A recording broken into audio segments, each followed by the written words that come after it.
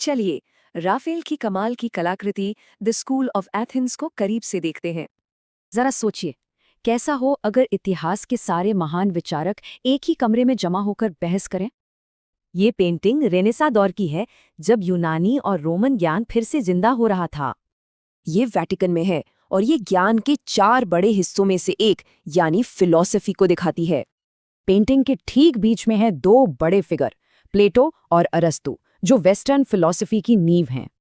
उनके हाथ के इशारे उनकी अलग अलग सोच को दिखाते हैं, एक आदर्श दुनिया तो दूसरी असल दुनिया। प्लेटो मानते थे कि असली दुनिया तो विचारों की है, जिसे हम देख या छू नहीं सकते। वहीं अरस्तु का जोर था असल दुनिया पर, जिसे देखकर और समझकर ही जाना जा सकता है। अब जरा बाईं तरफ नजर डालते हैं, यहाँ भी कुछ महान विचारक मौजूद हैं। ये है सुकरात, सवाल पूछ पूछकर सच निकलवाने की अपनी कला के लिए मशहूर। और ये देखिए पाइथागोरस, जो मानते थे कि पूरी कायनात मैथ्स के हिसाब से चलती है। यहाँ जीनो भी हैं, जिन्होंने सिखाया कि आत्मनियंत्रण से ही मन को शांति मिलती है। चलिए अब पेंटिंग के दाईं ओर चलते हैं। यहाँ साइंस और कॉस्मोस के जानकार हैं। ये हैं यूक्लिड, ज्योमेट्री के जनक, जो अपने स्टूडेंट्स को लॉजिक समझा रहे हैं।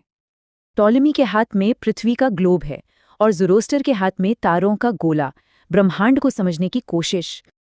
लेकिन जरा सीढ़ियों पर देखिए, इन सबसे बिल्कुल अलग बैठे हैं डायोजनीज। उनकी फिलॉसफी थी सच्ची आज़ादी के लिए सादा जीवन जियो, सारे नियम और सामान छोड़ दो। इस पेंटिंग में कई राज हैं।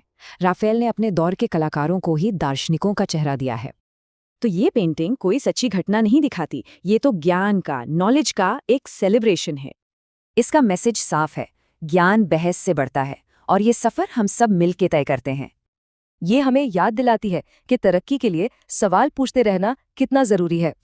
तो फिर सवाल वही है, ज्ञान तक पहुंचने का बेहतर रास्ता कौन सा है? आदर्शों की दुनिया या हकीकत की ज़मीन?